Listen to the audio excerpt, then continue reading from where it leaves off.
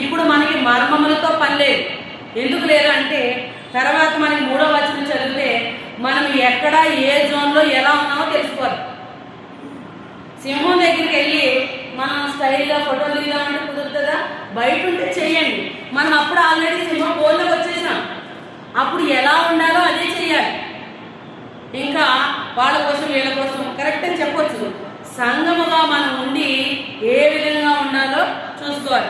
చూడండి, ఒకటి ఏమంటున్నాడంటే ఇక్కడ ప్రభు దినము ఇప్పుడే వచ్చిందని మీకు ఎవరైనా చెప్తే, ఇదివరకు దేవుడు వచ్చేస్తాడని చెప్తే 1998లో ఒక అనౌన్స్మెంట్ వచ్చింది, దేవుడు వచ్చేస్తున్నాడంట అని. చాలామంది బాప్తిసాలు పొందేశారు. అప్పుడు బాగా గుర్తు, చాలామంది అంట, మా అమ్మ అనేది చాలామంది పొందేశారంట బాప్తిసాలు. చాలామంది అంటే ఒక గందరగోళం అనేది. అలా ఎవరన్నా చెప్తే అది నమ్మొద్దని చెప్తున్నాడు దేవుడు. ప్రభు దినం ఇప్పుడు అప్పుడు వస్తుందని సందర్భం చెప్పొచ్చు, దేవుడే చెప్తున్నాడు. ఎప్పుడు వస్తుంది అని నేనే చెప్తున్నాను అని. ఇక్కడ చూడండి, మీరు త్వరపడి సంచల మనస్కులు కాకుండా, ఎందుకో తెలుసండి, అప్పుడు గర్భిణీ స్త్రీలకు వేదన ఉంది, చాలా బాగుంది. గర్భిణీ స్త్రీలకి చాలా వేదన ఉంది. ఎందుకు ఉన్నదనేది మనం రానున్న దినాల్లో చూద్దాం. ఇప్పుడు మనం ఎలా సిద్ధపడతా ఇది చూడండి ఎలా వస్తుంది అని దేవుడు చెప్తున్నాడు. మీరు నేను ఎప్పుడు వస్తానో ఆ ప్రభు దినం అనేది వీళ్ళు బట్టి మీరు తెలుసుకోండి. ఏంటి? 3వ వచనం,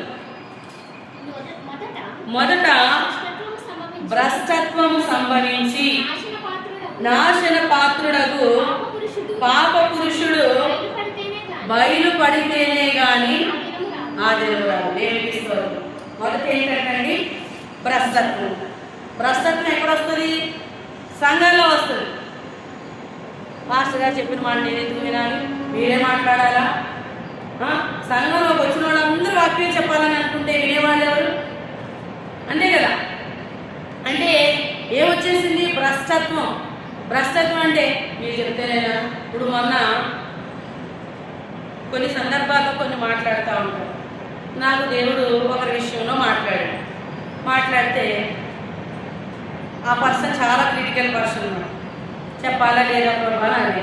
మళ్ళీ 4 రోజులు పోయిన తర్వాత మళ్ళీ మాట్లాడేది, నేను ఏర్పరచుకుంది ఇందుకే కదా, నువ్వు ఎందుకు జాబ్యం చేస్తున్నావు అని మాట్లాడు. ఫోన్ చేసి చెప్పాను, దేవుడు మాట్లాడితే నీతో నేను మాట్లాడాలి, నాతో మాట్లాడచ్చు కదా, అది నువ్వు అడిగమ్మా అన్నాను. అంతే కదా. నేను అలాంటివి కొన్ని చాలా చూసి నేను కూడా అడిగాను